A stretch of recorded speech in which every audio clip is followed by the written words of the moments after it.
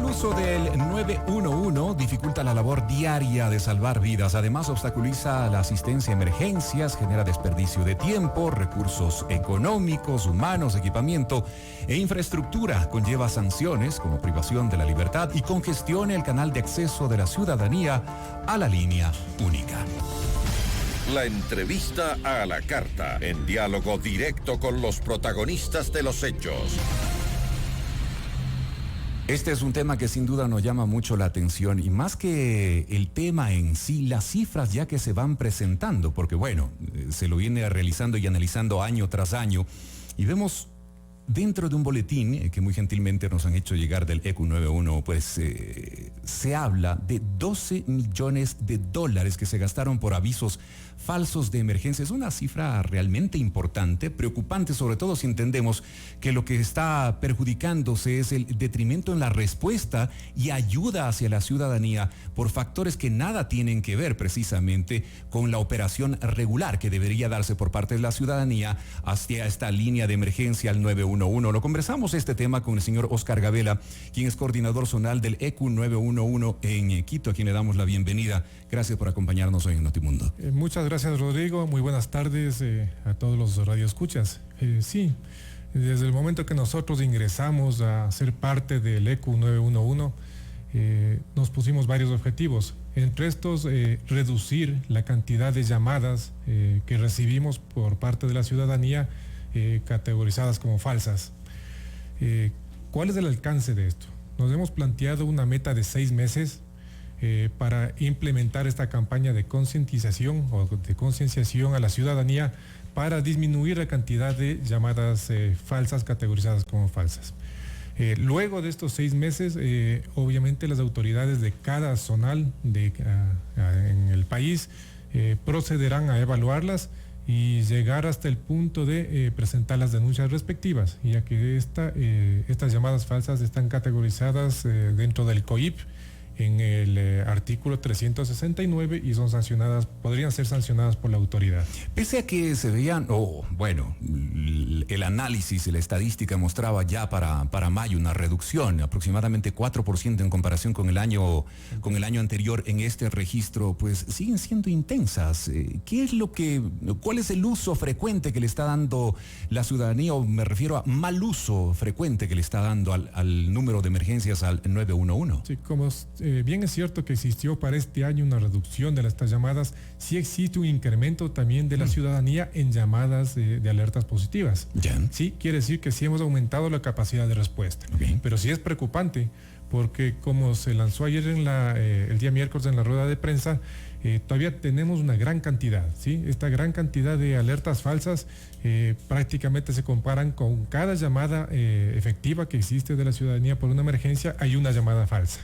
¿Sí? Es decir, 50% son reales, efectivas, digámoslo así, son llamadas de emergencia, y el 50% no. ¿A qué se dedica la ciudadanía en ese 50%? De los 12.600.000 aproximadamente de llamadas, ¿no es cierto? 6.600.000 son de buen uso para emergencias reales que se atiende, que da el 52%, y un 47% de estas, que son 5.900.000 aproximadamente, son de diferentes tópicos. Llamadas de consulta, ¿no? Acordémonos que el 911 es una central de atención de emergencias específicamente. No se puede llamar a consultar estado de vías, clima, no se puede llamar a consultar si la hora, ¿sí? Que muchas de estas llamadas son de este tipo, que nos llaman a consultar. En cuestión de estado de vías, nosotros tenemos unos links, ¿no es cierto?, de redes sociales, en las cuales ahí estamos actualizando constantemente los estados de las vías y los problemas que tiene la ciudad y las carreteras. Entonces, ese es un tipo de llamada, de consulta. El otro tipo de llamadas son las llamadas falsas, que nos ocasionan inconvenientes. ¿Por qué razón? Estas llamadas nos ocupan tiempo, ¿no es cierto?, tiempo productivo de las personas que tienen que contestar. Ellos contestan la llamada, utilizan su tiempo, utilizan tiempo de plataforma, tiempo de recursos tecnológicos, y muchas veces estas llamadas no se despacha recursos, ¿sí? No se despacha policía, bomberos, a salud. Y el otro tipo de llamada falsa es cuando existen unos llamados falsos de bombas, ¿no es cierto? De problemas, de altercados, y toca desalojar edificios. Ustedes han visto que se han desalojado edificios, se desalojan instituciones públicas, y hay movimiento de recursos. Entonces, aquí no solo se toma en cuenta el costo al ECU, sino el costo a todas las unidades articuladas. Por cada movimiento de estas unidades articuladas, ellos manejan recursos, manejan personas, manejan bienes, se lleva equipos antiexplosivos, se cierra vías. Entonces, no solo que hay un desplazamiento de las personas, sino se altera la ciudadanía en su libre desarrollo. Ahora, por ejemplo, al hablar de llamadas falsas, estamos claros que hay una perspectiva y hay un sentido atrás de esa situación. Al hablar de un mal uso, ¿qué consideraciones toman en cuenta ustedes? Tal vez alguna desinformación por parte de la ciudadanía. Escuchaba inclusive y dentro de Boletín y lo que se recogió ayer en las declaraciones en la rueda de prensa, pues gente que llama a hacer consultas hasta estado de líneas telefónicas, estado de cuentas bancarias. No hay un conocimiento pleno todavía por parte de la ciudadanía. Sí, al parecer existe una mala interpretación del uso de la llamada de emergencia, ¿sí? de la línea telefónica 911. Entonces las personas piensan que esta es una línea de asistencia de información. En términos generales. En términos generales. Entonces la campaña esta de concientización viene justo con eso, ¿no es cierto? Indicarles que esta es una llamada de uso exclusivo de emergencias, por la cual nosotros vamos a desplegar recursos y atender situaciones emergentes. El tema aquí complicado, sin lugar a dudas, es que si se está atendiendo una emergencia, lógicamente esos recursos se está enfocando, o aparente emergencia, hablando en el caso de las llamadas falsas, se está enfocando los recursos en atender esa llamada en ese momento y podría perjudicarse alguna emergencia real que puede estar atendiendo en ese momento el ECU 911. Sí, justamente existe otro tipo de llamadas que los hacen personas que están desviadas de la ley, ¿sí? O antisociales. Ellos desvían recursos de distritos o de zonas específicas para que sean atendidas esas llamadas falsas y ellos poder actuar en otros sitios. ¿Sí? O sea, este es ya un nivel delincuencial. Pero hay llamadas de niños, hay llamadas de personas adultas inclusive que exigen que se les atienda, ¿no es cierto? Que se despache y que no se determina como una emergencia real. Entonces, en el momento de nosotros desplazar los equipos, los equipos de salud, de seguridad ciudadana, ¿no es cierto?, o de servicios municipales, ¿qué es lo que hace? Que se hace que de ese distrito, de esa planificación zonal que se tiene, se muevan los recursos y queden desatendidas emergencias reales, por un lado. Por el otro lado, ¿no es cierto?, en horas críticas, viernes, sábados, jueves de la noche, o donde existen problemas, ¿no es cierto? Así hablamos que existe una inundación, es un día crítico. Y si nosotros tenemos llamadas falsas, ¿no es cierto? Una llamada verdadera, una llamada falsa, ¿no es cierto? Con la llamada falsa, ¿qué está haciendo? Que la persona, la evaluadora de la llamada, que tiene que atender esa llamada falsa, tal vez deje una emergencia real de un ahogado, de un accidente de tránsito, de un incendio, ¿no es cierto? Quede a la espera hasta poder solventar esta llamada falsa. Hay un mapeo que ustedes levantan, lógicamente, sí. Tienen las estadísticas del caso. ¿Cuáles son las zonas en mayor conflicto, las que generan mayor tipo de estas llamadas falsas o de este mal uso que se le está dando a esta línea? Bueno, en términos macros se ha visto que en la ciudad de Guayaquil es donde más existen llamadas falsas. Lo sigue Puerto Viejo y en tercer lugar está Quito con un 46% de llamadas falsas. Y en eso se ha mapeado también dentro de la ciudad, de las zonas precisamente que generan mayor conflicto en este tema. Se ha mapeado dentro de las ciudades.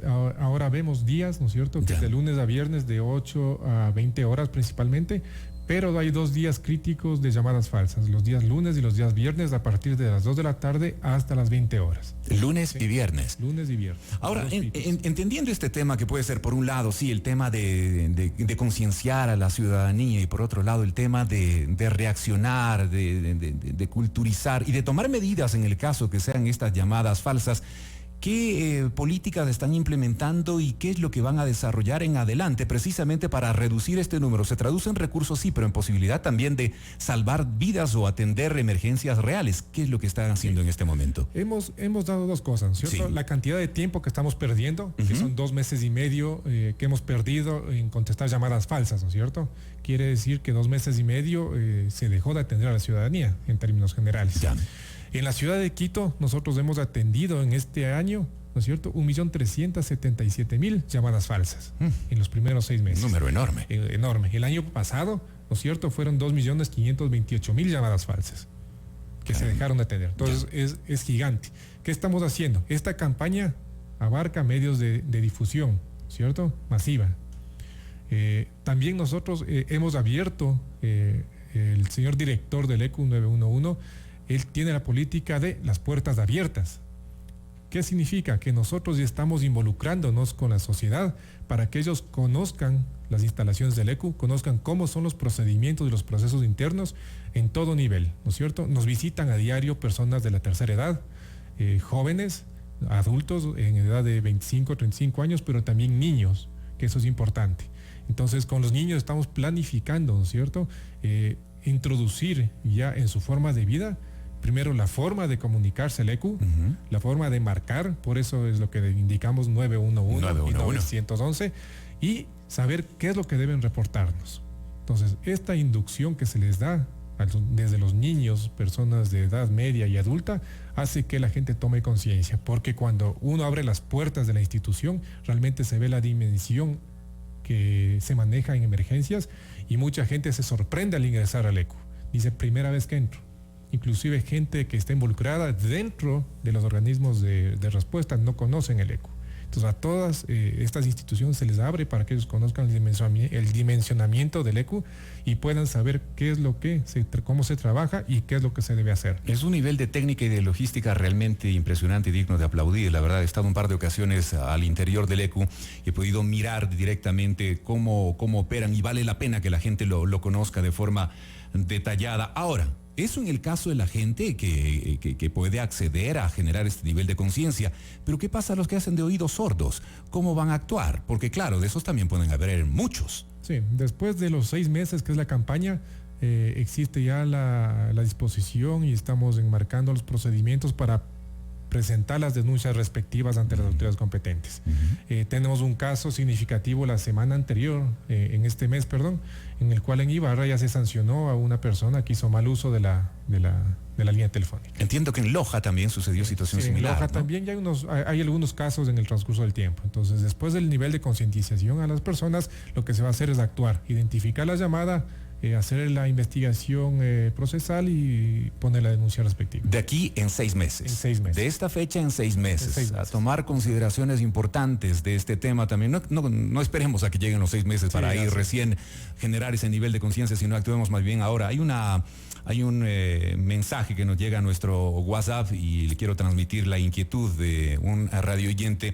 Nos dice qué tipo de llamadas son las que deben recibir en el ECU 911 y además cuáles direccionar directamente a policía, si no me equivoco, era parte de la inquietud. Sí, nosotros recibimos llamadas de emergencia, ¿cierto? Y por convenios puntuales con el municipio del Distrito Metropolitano se actúa también, ¿no es cierto?, en lo que son grafitis, se actúa también en fauna urbana con respecto a todo lo que es fauna urbana. Hablamos de perros atrapados, perros rescatados, animales que se encuentren en situación vulnerable o de crisis y que pueden generar una conmoción en el sector. Y las llamadas de emergencia son a Policía Nacional. Policía Nacional, cerca de un 75%, ¿no es cierto?, actúa en el carácter preventivo. ¿Qué significa? Que ellos van a escándalos públicos, van a sitios donde se encuentran libadores, van a verificar, hacer patrullaje por el sector cuando existen merodeadores o gente que está sacando información y son sospechosos, ¿no es cierto? Entonces, esas llamadas que nosotros ingresan van a ser direccionadas a Policía Nacional. Pero es el canal, el ECU 911, es el 911 el que tienen que ingresar. Existen varios canales de alerta hacia el 911. Existe el programa de los botones de pánico, ¿no es cierto?, de policía, con los cuales con marcar el 5 van a las policías comunitarias, claro, que esa es otra forma de que el ECU se entera de una emergencia o de una solicitud de auxilio. Entonces, estas llamadas van a policía reporta al ECU, se pide que se abra una ficha, ¿no es cierto?, y se actúa y se procede al requerimiento ciudadano. Entonces, es de esta forma, ¿no es cierto?, por las redes sociales. También nos piden mucho, ¿no es cierto?, que se haga ciertas actuaciones. Lo que se hace es recopilar la información y proceder a comunicar. Y existe un medio tecnológico que es un dispositivo, un programa, un software que se carga en los celulares, en los cuales de manera rápida se puede acceder a una emergencia solo aplastando el botón correspondiente, si es para policía, bomberos o cuestiones de salud. Y se envía también. Importante tomar conciencia sobre este tema y evitar, no lleguemos al punto de las sanciones. Digo yo, el COIP bien lo sanciona en el artículo 396. 15 a 30 días de una pena privativa de la libertad por el mal uso y, claro, lógicamente cuando la logística también se ha puesto en ejecución y se desplaza a cubrir alguna emergencia, una llamada falsa, algo no generado. Y recuerden, sobre todo, eso está impidiendo que alguna otra emergencia pueda ser atendida también. Hoy hemos tenido el gusto de conversar con el señor Oscar Gabeles, coordinador zonal del EQ 911 aquí en Quito, a quien le damos las gracias por haber atendido esta invitación. Muchas gracias a ustedes y la conciencia de eso.